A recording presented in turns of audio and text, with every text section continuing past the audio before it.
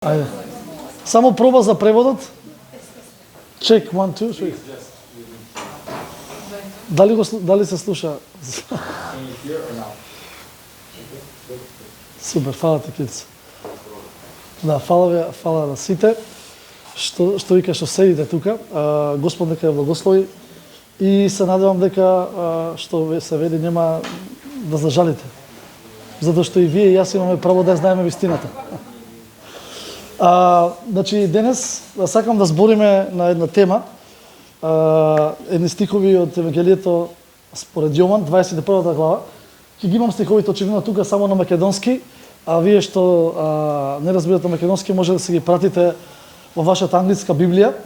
Значи, Јован 21, од 1 до 14, ќе спомнеме нешто и малце подоцна. И ако можам, како краток наслов да дам на темата, ќе биде кога патот напред не прави смисла, или кога патот пред нас не ни прави многу смисла. Или да не ви дам други поднаслови. И ќе ви објаснам зашто всушност сакам, например, не знам ова дали ви прави смисла вас, некогаш ве носи патот до место кое што се велите до каде додов. До сега добро се движев, ама сега најнаш како да нема каде да продолжам. Ова може да предпоставите и ова слика во која држава се направени овие пропусти. Ќе ви дозволам да погодите. Ова е во една наша соседна држава. Ова е во една наша соседна држава, да не кажам во нашиот северен сосед. Ова ми се чини дека е исто тука негде. И имаше една слика, не можев да ја најдам, многу ја барав, она трудолюбиво ја барав, уште повеќе ќе не доловеше за смислата, но поентата е кога уште еднаш кога патот пред нас не прави многу смисла. И ќе ги читаме стиховите од Јован и мислам дека можеби ова до сега не ви прави смисла што ви го кажувам, ама како што ќе го читаме ова и како што ќе навлеземе во текстот, мислам дека ќе ви направи смисла. Почнуваме да читаме. Вели, потоа пак им се јави Исус на учениците своји кај Тивердијадското море или Галилејското море, значи истото море, само два различни називи има, зависи кој автор го кажува. Вика, тоа се случи вака. Беа заедно Симон, Петар и Тома, кога го викаа близнак Натаниел од Кана Галилејска или од Велес, исто е, Заведеевите синови и двајца другари уште од учениците негови. Интересно овде, значи ги кажува имињата на другиве, само новие двајца, ко не знам зошто, дали им бил лут или не знам што, ама не ги пишува по име. Само вика нив ќе ги кажам плюс двајца. А овие ќе си ги наборам по име и по презиме и по од кај кој од каде, ама овие нема да ги именувам. Тогаш излегува, односно Петар им рече: ќе одам да ловам риба.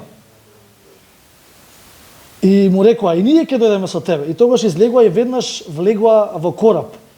Но таа ноќ ништо не уловија. А кога се раздени, застана Исус на брегот, само учениците не го познаа дека е Исус. Исус им рече: чеда, имате ли нешто за јадење? Му одговорија: не.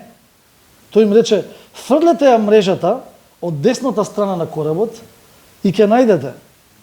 Ја фрлија и не можеа да ја излечат од многуте риби. Тогаш ученикот што го сакаше Исус му рече на Петар: тоа е Господ.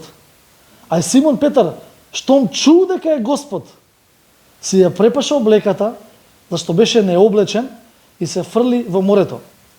А другите ученици, вели, лечејќи ја мрежата со риби, дојдоа со кораб, зашто не беа далеку од брегот, но само околу 200 лакти.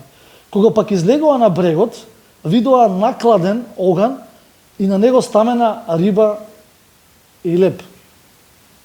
Исус им рече: донесете од рибите што ги уловивте сега. А Симон Петар влезе и извлече мрежата на брегот, полна со крупни риби, на број 153. И макар што беа толку многу, мрежата не се скина. Исус им рече: дојдете и јадете. И никој не смееше да го праша: кој си ти? Зашто гледаа дека е Господ. Се приближи Исус, зеде леб и им даде, исто така и риба.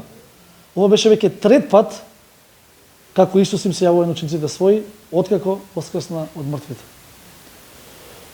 Ќе се помолам. Господе, фала ти уште еднаш за Твоето Слово, за Твојата вистина, за Твоето присуство.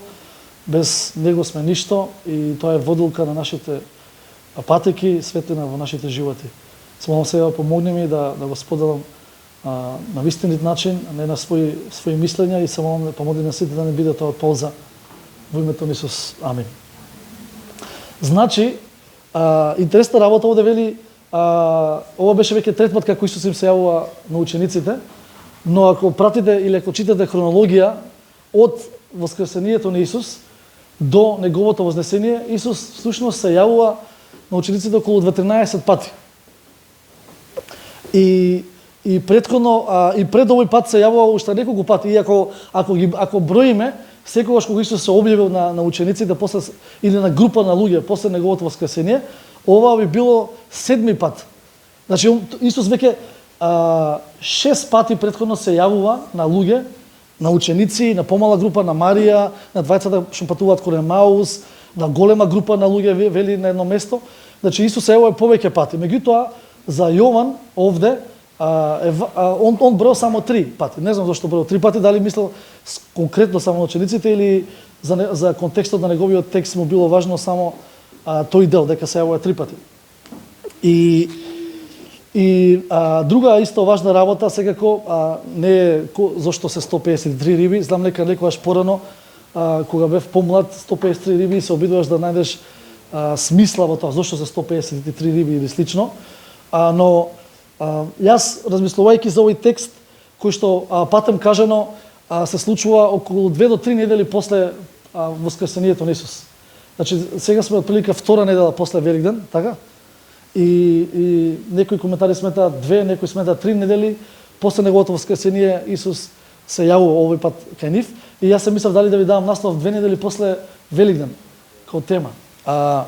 Нели Великден заврши и во нашиот контекст спласнува духовната атмосфера и луѓето се враќаат на старите добри навики или недобри навики, како и да е. Меѓутоа, сакав кратко, односно ќе видиме колку долго или кратко да размислуваме. Овдека реков неколку само поенти. Прва работа ќе размислуваме како дојдовме до овде. Втора работа ќе размислуваме за пражните мрежи и третата работа пресретнати во успехот и збунетоста. Значи првата работа е како дојдовме овде. Како дојдовме овде?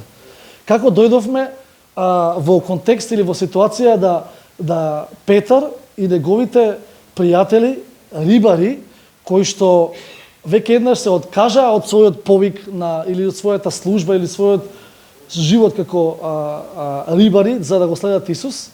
И се сеќавате, не знам дали го имате забележано тоа, претпоставам го имате, дека на почетокот кога Исус фактички бира 12-мина кои што ќе го следат со него и во разни контексти повикува неколку умина луѓе и Петар во сличен контекст го повикува.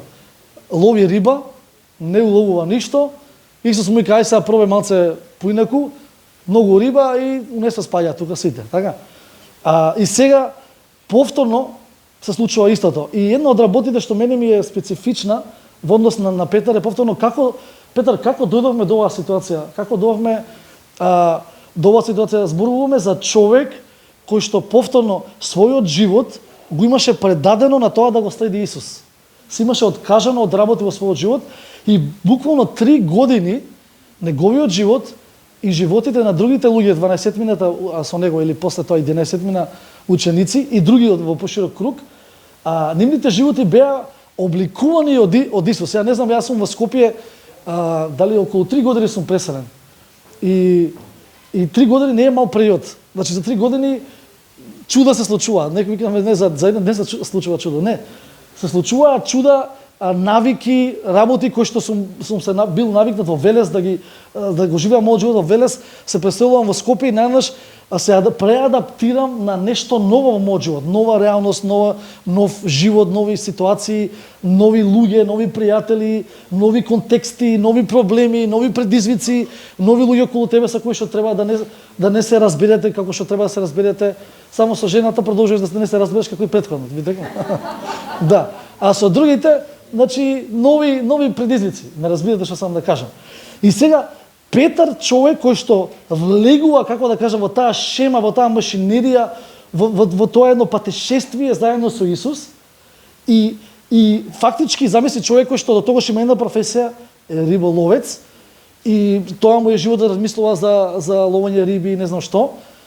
Како сите луѓе што се професионалци во една сфера, размислуваат за таа сфера, се разбираат најмногу во таа сфера, знаат како да постапуваат во однос на таа сфера, и сега најнаш се адаптира и влегува во тој процес на следење на Исус. И знаете, јас размислувам некогаш стварно навистина ги подценуваме ние луѓето во старото време, ги живуваме како наивни, како малку наглупи, не знам што се правили, и некој човек им дојде и им рече: ај следи ми, ај ќе те следам, оди си го следи. Дека нема тука, чекај малце, да имам семејство, работа, ама што ќе биде, импликации. Ние мислиме дека ние сме попаметни и само ние размислуваме за следење, само ние размислуваме за некои импликации, а тогаш биле наивни. Некој ќе му рече: дојди, ајде, оди. Некој друг после ќе му рече: абе, дојди со мене, ќе со него. Значи, не се случува на тој начин.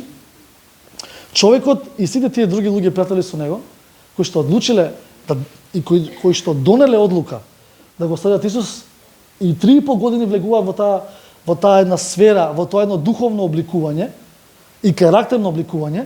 И секако тука за мене е битна таа работа што би ја спомнала, е дека нивните очекувања за нивниот живот се променети.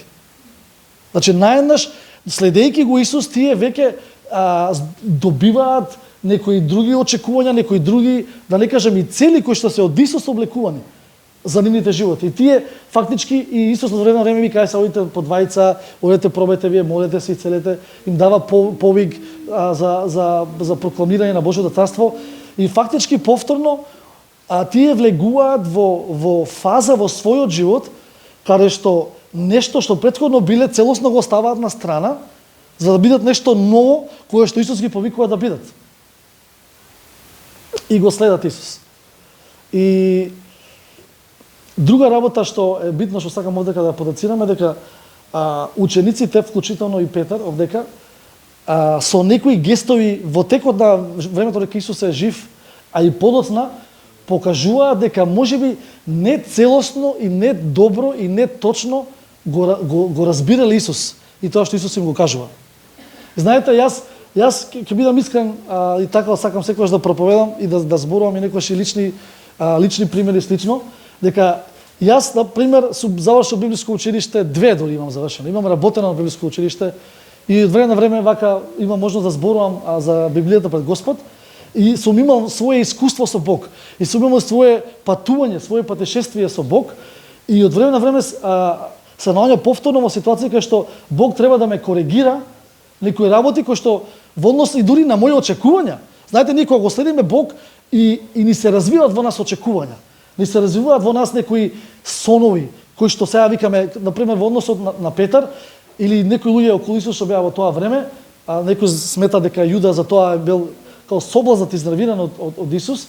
Океј, те гледам тука, ако има некој болен, го лечиш. Значи, ако влезем у војна со римјаните, ако не ранат војници, ќе ги излечеш. Гледам тука, ако луѓе имаат гладни, ги нарануваш. Значи, ако влеземе и ако не направат некоја обиколка, и ние сега ќе речеме немаме што да јадеме, ти ќе ни даеш да јадеме. Ако мртви гледаме, воскреснуваш, војниците ќе не ги воскреснеш. Значи, имаат очекувања и замисли некои за тоа како Исус треба да го инвестира неговото царство. И после кога не се случува, вели Библијата, Јуда според многумина се разочара во тоа дека он очекува едно нешто од Исус, Исус прави нешто друго, бум, разочаран. Истото, некои сметат дека и Петар всушност дека се откажува 3 пати од Исус, не оти му било страф, оти претходно, ако се сеќавате, беше спремен да се тепа со тие војници дека дојдат да го опсат Исус. Туку некој смета дека бил и он разочаран, соблазнат од Исус, вика: го познаш, не го познавам. Ама вистината беше дека навистина не го познаваше. И сакам да кажам дека и во нашиот христијански живот, и во нашиот христијански од, некогаш во нас се развиваат дури и погрешни идеи за тоа каков е Бог, погрешни очекувања за тоа каков е Бог, погрешни очекувања за тоа како треба и како може да изгледа нашиот живот. И затоа рекоме прашањето: како дојдовме до овде? Како дојдовме до момент кога човек кој што имал кој што Исус му вика, ти си Петар и на тебе ќе градиме као карпас и ти на тебе ќе градиме црквата. И човек кој што многу други прекрасни работи, Исус му рече, еднаш кога ќе се обрати своите браќа, охрабри ги своите браќа.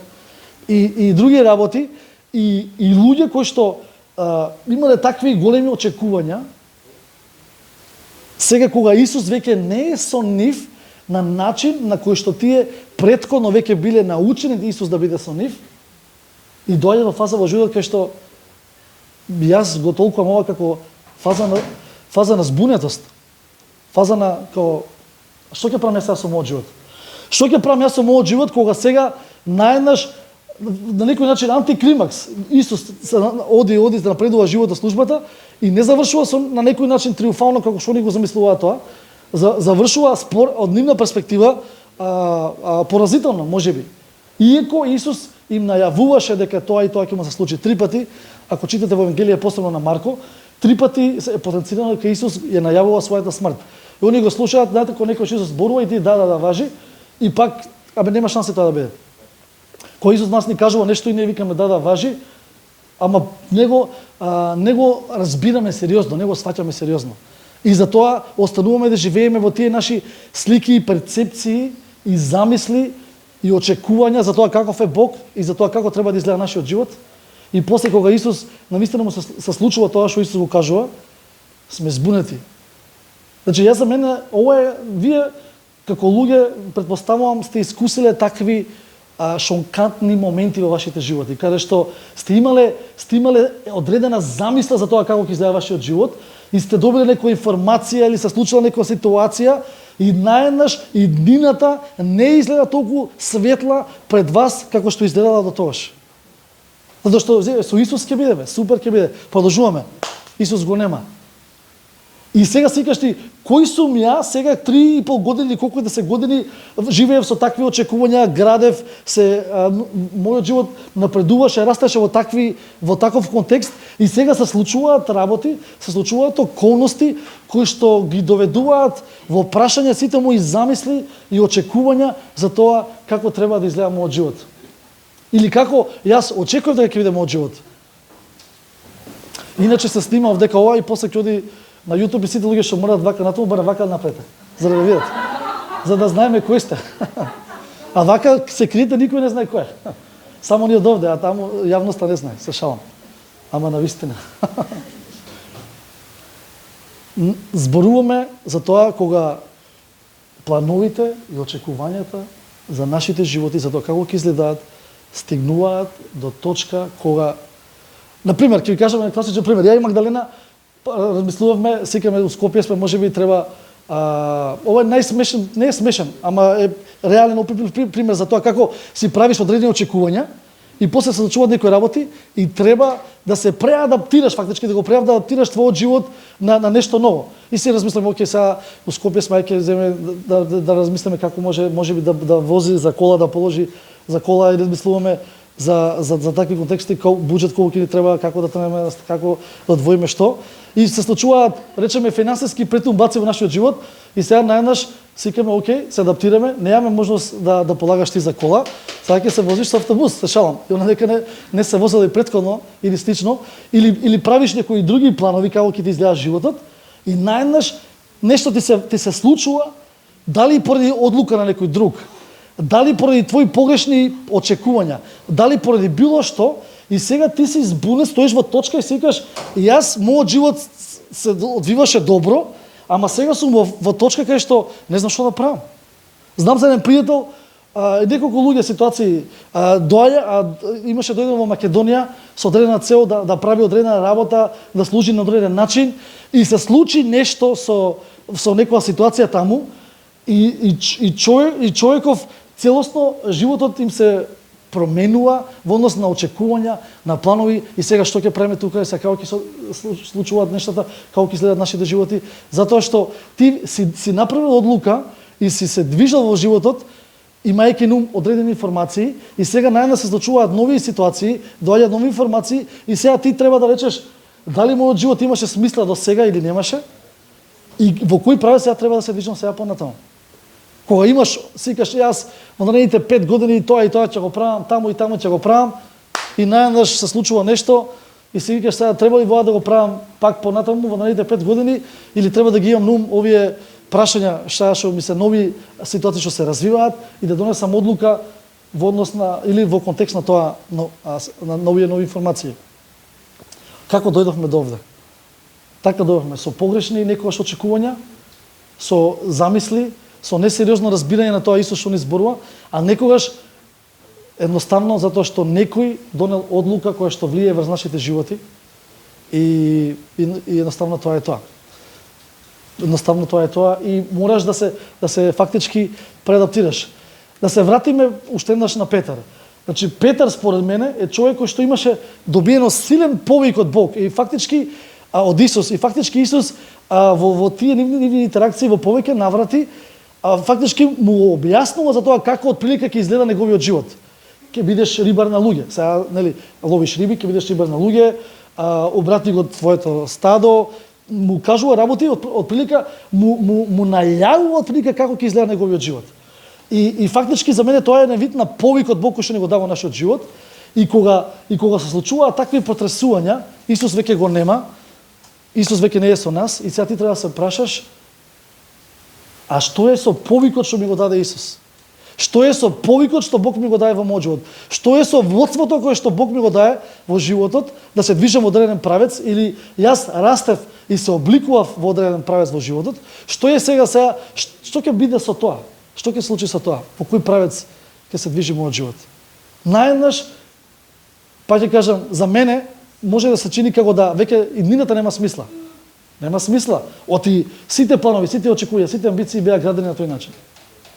И Петар вика, ако јас сега, до сега бевме со Исус заедно, имаме значи Библијата не ни опишува дали Петар и компанија ловеле риби, веројатно не, додека биле со Исус. Значи биле згрижени за своите потреби, така? И сега најнаш вика Исус го нема со мене. А како ќе се издржувам јас, што ќе јадам, треба ли да ловам риби, не треба ли да ловам риби?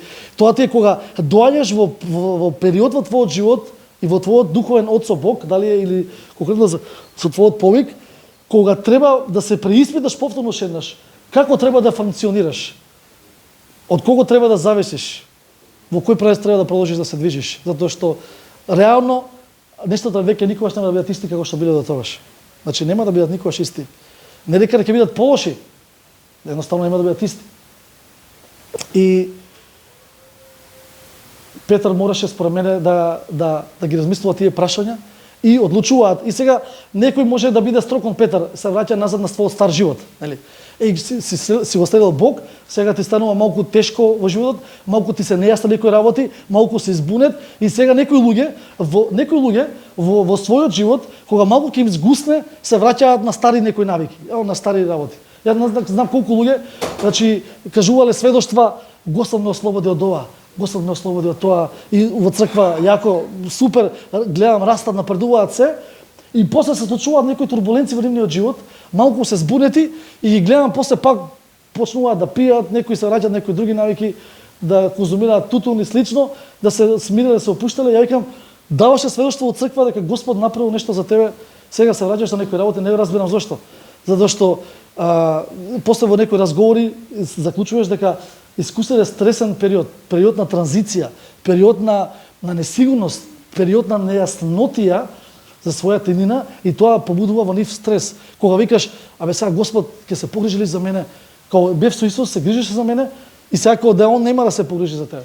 Ама ако го разбереш добро Исус, ќе разбереш дека ако пример сега дам, ако тој за мене се грижил до сега преку една работа и ако сега ја изгубам наједнаш таа работа, не значи дека тој нема да отвори друга работа за мене за да се грижи повторно за мене. Или ако сум бил во една ситуација кај што сум имал едни пријатели во Велес, сега живеам во Скопје, не значи дека тој ќе ми даде друг во тој процес на транзиција, нови пријатели, нова средина, ново друштво околу мене, кој што фактички ќе биде таа потреба што сум ја имал, што ја мислам дека губам нешто, ама Исус вика јас ќе ти го надокнадам тоа што ти мислиш дека го губиш. Ама тој психолошки момент во главата, транзиција, нејаснотија, каде, сега што ќе биде, како ќе биде, што да правам, мислам дека одам во еден правец наеднаш, тоа нема шанси да биде така на тој начин. И како дојдовме до овде, ето така дојдовме до овде. И потоа, ајде, ви споменав преска, дека 7 мина од учениците одат да ловат риби. Петар и уште 6 мина со него. Од кои 5 имиња ни се данени, 2 имиња не. И ја ви кажав на шала дека ми бил лут и затоа не им ги напишал имињата. Ама сега малку сериозно да ви кажам, дека знаете, и ова го размислувам и некогаш да сами од себе. Библијата зборува и ги кажува со име некои луѓе што направиле големи работи за Бог, а некои луѓе што направиле исто во наводници големи работи за Бог, не ги кажува нивните имиња. И сега јас викам, дали овие анонимуси кои што направиле нешто за Божјото царство или имале удел нешто, ама не се наброени, како јас велам некогаш да бидеме искрени. Значи сите сакаме да бидеме видени, да бидеме уважени, да не знаат другите луѓе кој тој направи такви работи, вакви работи за Господ, сите да знаеме дека сме големи. Дали сум окей да никој не знае за мене кој сум и што сум, а пак да му служам на Бог на начин на кој што ќе ме повика Бог да му служам. Да не ми го знае, се викаме да, окей сум, да. Добро, ако се окей, браво. А и вие што сте окей, дојдете од левата страна, другите од десна, не слушам. Другите што не се сигурни, нека останат тука. Таа потреба да бидеме препознаени, да бидеме знаени. Ја ќе речам, добро е Петар, ако сега горе се видат на небото, толку ли уште тие 2 зборчиња, пример Драган, не можеш ли Драган да допишеш таму од учениците или не знам некое друго име, не знам Митко, не можеш ли Митко, а само Натаниел, Зебедеевите синови, овој и тој и уште 20 ученици. Кажи ги кои се тие 20? Што ги криеш? Кажи ги, он му открие, не сакам да ги читуваш анонимни. Да допишеш уште 20 ученици, ете ти 20, едно име, ученици друго име, ете ти. Значи, не губиш во времето, зошто не ги кажеш?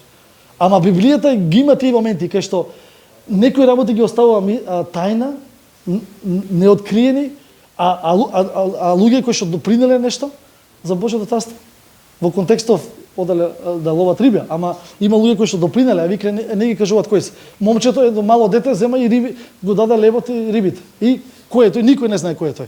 А го читаме до ден денес.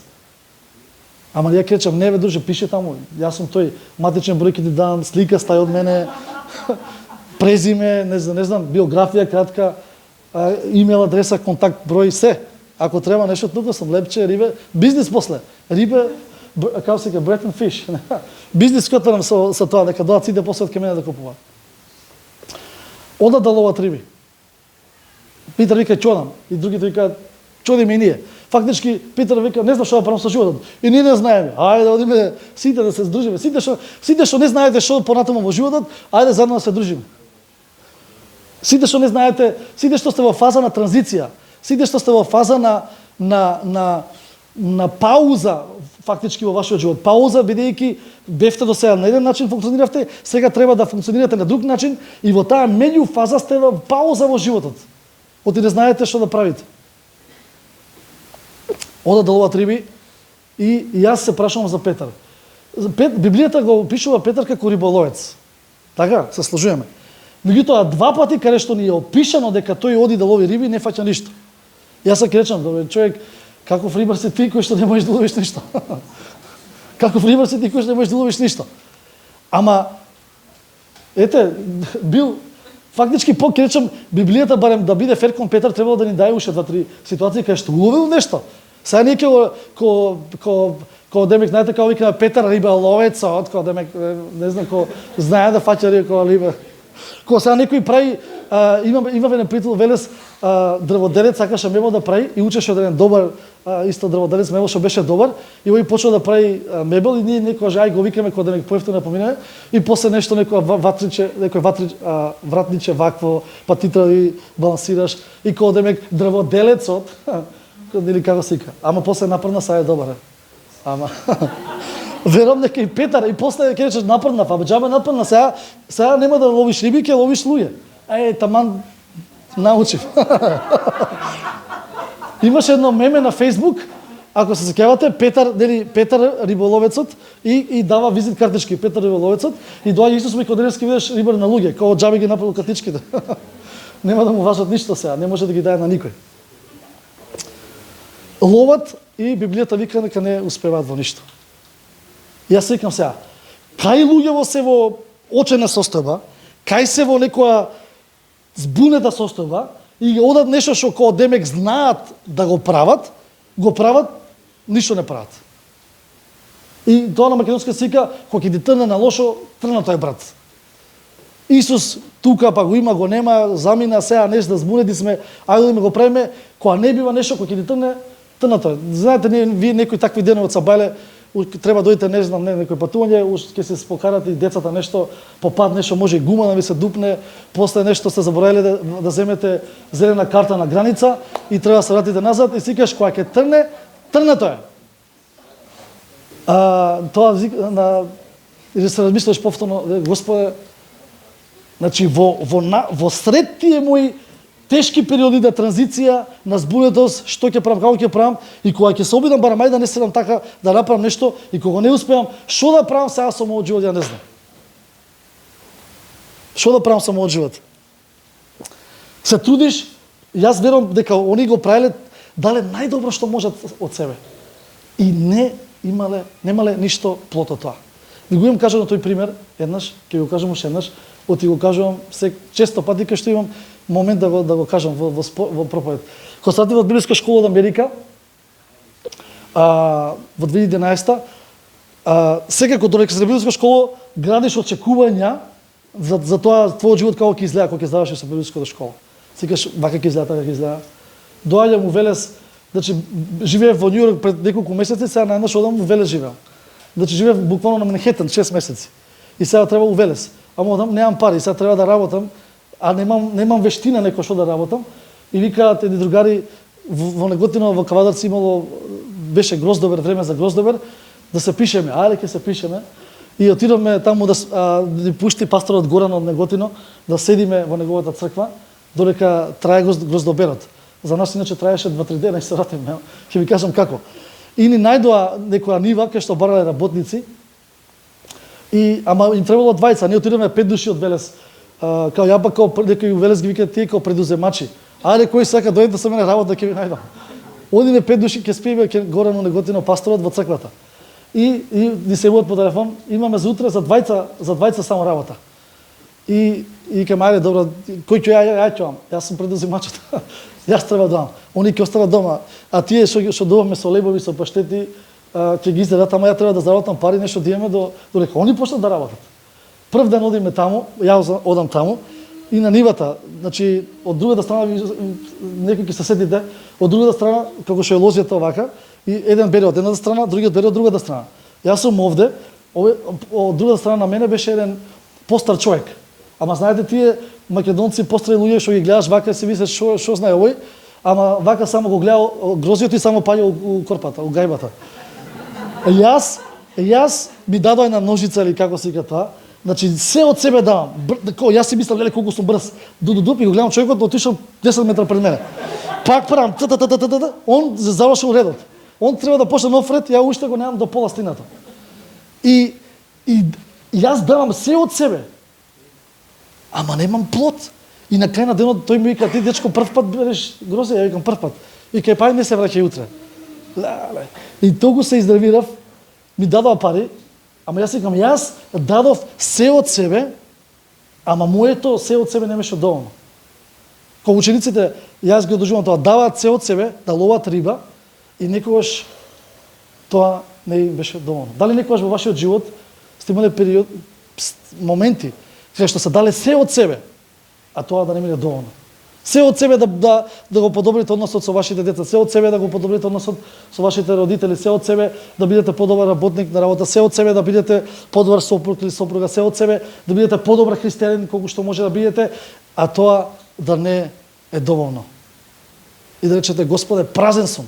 И дали овие празни мрежи кои што во моментот за нив можеби изгледаат дека се пораз врз пораз и моменти кога викаш, кога тонам, од дупка, уште подлабока дупка ми се прави во животот, ништо не ми оди во животот, ништо не ми тргнува во животот, што да правам сега во животот, и тогаш можеби тоа што на моментите за нив изгледа како празни мрежи, пропадна животот, уште толку сега, кој знае што ќе јадеме, наеднаш Исус, додека не знаеш, додека они не знаат, додека они даваат се од себе да уловат риби, Исус на брегот, не знам, не пише Библијата како, некој вас ќе рече и би риби, бум, риби, и биле, бум, и би дрвца, или може би одел по брегот собирал дрвца, огнче, каменна, да риби да улови, леб да замеси.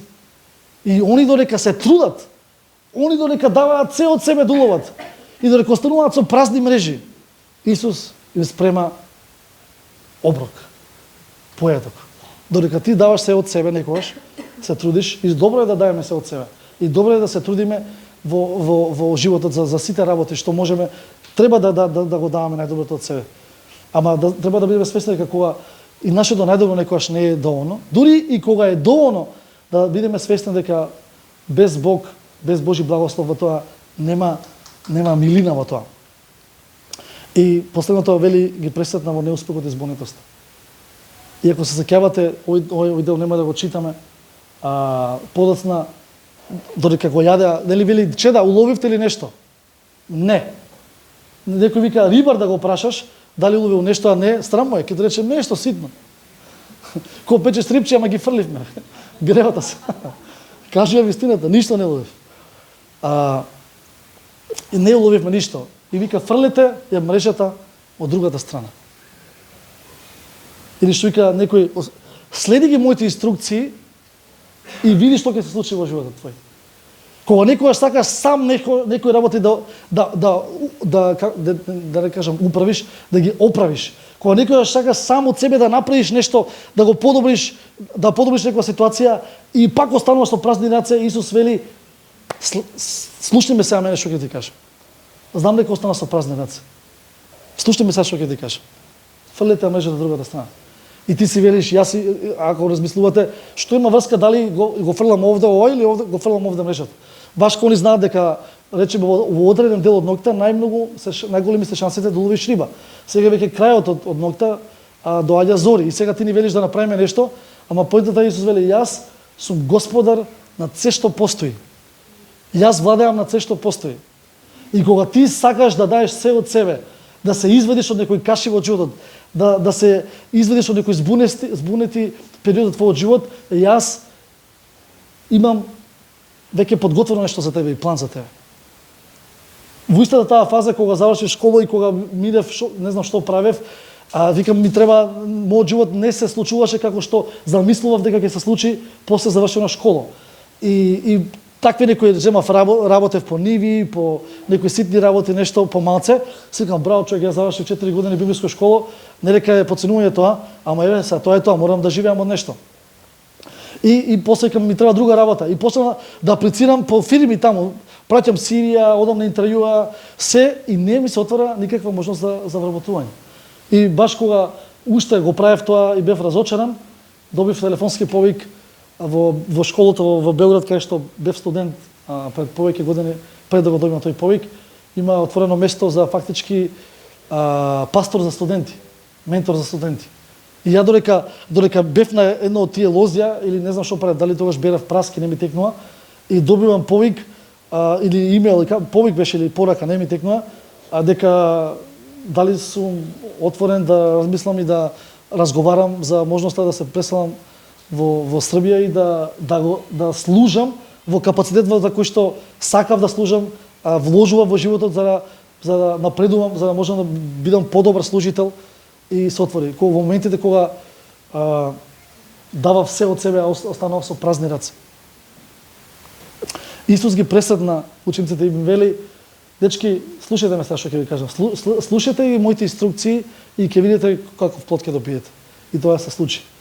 И за да скратам приказната, тој дел не го читавме, кога доаѓаат сите овде на брегот и кога јадат со Исус и плюс даваат од неколку плюс од рибите што ги има уловено, и контекстот подоцна го читате дека Петар и Јован, односно Исус и Петар имаат разговор. Посебно, и нели му вика Петре, сине Јонин, дали ме љубиш? И Петар му вели, знаеш дека те љубам. Вели, паси ги моите овци. Дали ме љубиш? 3 пати го прашува и сега тоа е после на проповедта што дали ме љубиш, дали ме љубиш, дали ме љубиш, првите 2 пати го прашува зборот љубиш е употребен еден збор филео, што значи дали ме љубиш, дали ме сакаш. А третиот збор е дали ме љубиш со агапе, дали ме ако го читате. И Петар 2 пати му одговора, односно Петар го прашува дали ме љубиш со агапе, а Петар му вика да Господе, знаеш дека те љубам со филео. 2 пати. Значи несигурен во самиот себе, несигурен во поради да речеме тие пекови што ги доживеа во последните моменти од животот на Исус и после неговото воскресение Петар доживува некои лични пекови, фактички да се соблазне човекот сам од себе. Како можев јас, сите мислеа дека јас кидам голем човек и кажуваше, јас се откажав од него, после збунет бев, најмногу требаше да бидам посилен, требаше да покажам поголема енергија, требаше да покажам поголема сигурност за животот, а бев паднат и кога човекот некогаш паѓа некогаш на тој начин и не ги исполнува дури ни своите критериуми за тоа каков требало да биде, како требало да се однесува во одредени ситуации. И се вика, дали го сакам Господ? И вика, Господе, не знам дали те сакам, така како што ти сакаш да те сакам. Ама те сакам колку што можам да те сакам. Ама Петар, Исус не му вика на Петар, нели ти реков човек дека 3 пати ќе се откажеш од мене?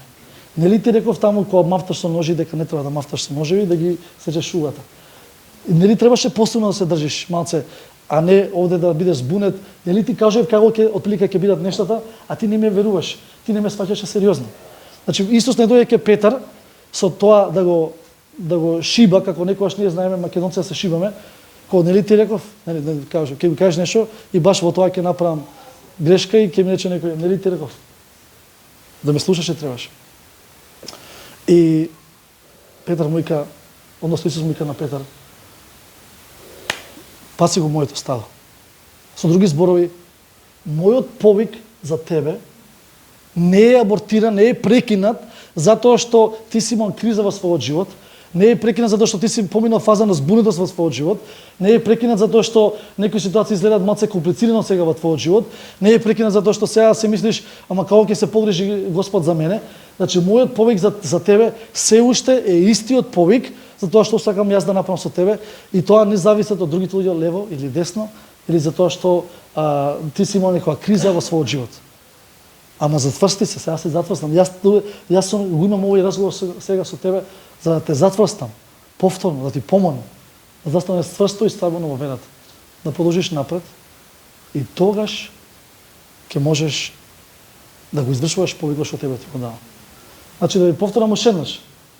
Кризните моменти во животот кога ги имаме кај нас на вера, лична, дури некој може не ни знае, а ти минеш низ сомнежи, низ збунетост, низ сигурност. Тоа не значи дека Бог вика, оке, чао, сега ќе го земам некој друг што е посилен од тебе. Тоа значи дека Бог сака да дојде да те обнови, да те обнови во тоа што тој го има замислено за твојот живот. И некои текстови дека не мора што зборува за тоа дека како овде пише воскресението било толку радикално искуство што тие не знаеле како да го интегрираат во своите животи. Враќањето на риболов одразува емоционална потреба за стабилност. Риболовот бил познат и удобен за нив, но дејќи им чувство на нормалност, следе духовна неизвестност за нивната идна улога во Божиот план. И Бог во таква состојба доаѓа, вика, сакам да ви помогнам, да ви вдахнам на некој начин сигурност, да ви ја зголемам довербата во тоа што ја го имам за вас. И за крај, Карсон истакнува психолошка и духовна слабост кај учениците. И кога го виделе Исус предходно, тие можеби не верувале целосно во импликациите на воскресението или се плашеле од нивните предизвици како прогонство. Риболовот според Карсон е механизам за справување, каде тие се вратиле на оно што им било познато за да избегнат соочување со духовна одговорност да го проповедат евангелието. Исусовата појава ги повикува назад кон верата и кон мисијата. Значи, кога сме во период на духовна збунетост, несигурност за тоа како ќе се движи нашиот живот понатаму, од било кои причини. Сме го градале на еден начин, работите се менуваат и сега како ќе изгледа нашиот живот. После се поставува прашањето. Бог некој сака да дојде да ни даде сигурност дека неговите планови за нашиот живот не се променети. И за крај сакам да тоа да ве окренам, да веруваме, да останеме во таа надежда дека Бог не е разочаран од нашата слабост, не е разочаран од нашата збунетост, не е разочаран од нашата некогаш несигурност, меѓутоа тој сака да ни помогне, да не затврсти, да не охрабри, да го обнови тој повик во нас, па дури тој жар и таа ревност и сигурност за да го следиме без разлика на што во нашите животи. И без разлика подоцна како ќе не води во нашиот живот. Без разлика кои врати ќе ги отвори, кои не. Појдете ние да останеме во повикот негов за нашиот живот. А тој повик не се однесува секогаш само на локација или на географска место, туку се однесува на тоа што го има за нас. Ама да останеме ние во тој повик тој што го има за нас. Затоа што тој, повторно ќе кажам, не дигнал раце од вас, само затоа што некои работи не ви се јасни понекогаш. Дали ме разбравте добро или уште еднаш да почнам од почеток? Добро, тие што не разбрава, може тука да ќе се помолам сега, ако може. Господе, фала ти уште еднаш, затоа што ти си за нас, а не си против нас. Фала ти што твојот повик за нас е, како што вели словото, и даровите неповикливи. Фала ти што не подигаш во нашата слабост, избунетост и несигурност. Фала ти за твојата грижа и снабдување. Ти си Јахве Ире на вистина, Бог кој што се погрижува за се што ни е потребно да живееме за тебе. Ти си Јахве Рафа, Бог кој што исцелува секоја духовна, душевна рана во нашите животи и срца, секоја лузна можеби што останала од ситуации во нашите животи, од периоди на транзиција. Фала ти што ти си тој што го прави тоа. Ти си Господар кој што владее над се, над морето, над небото, на земјата, и ти имаш власт суверена. И дека нашите животи навистина се сигурни и безбедни во твоите раце, дури и кога некогаш не разбираме што се случува, ти си тој кој што знаеш добро да не поведеш во тие периоди на транзиција, да не доведеш до тоа место што ти го имаш за нас. Фала ти уште еднаш за тоа. Ги благословам сите луѓе овде во името на Исус да бидат затврстени, охрабрени и во верата и во нивниот од со тебе.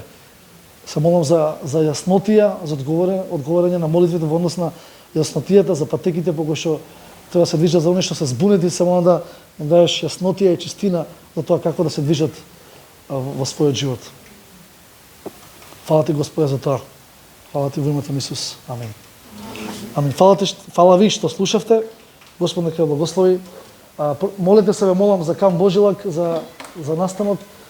Меѓувреме, ако сакате, овде можете да донесете финансиски за црквата. Требаше да собереме прилог со децата, ама не го најавивме тоа неделава. Така што ќе треба да го направиме следната прилика, кој ќе го најавиме, ама толку Господ да благослови, гледам сите стоите, не сакате part 2, втор дел. Толку.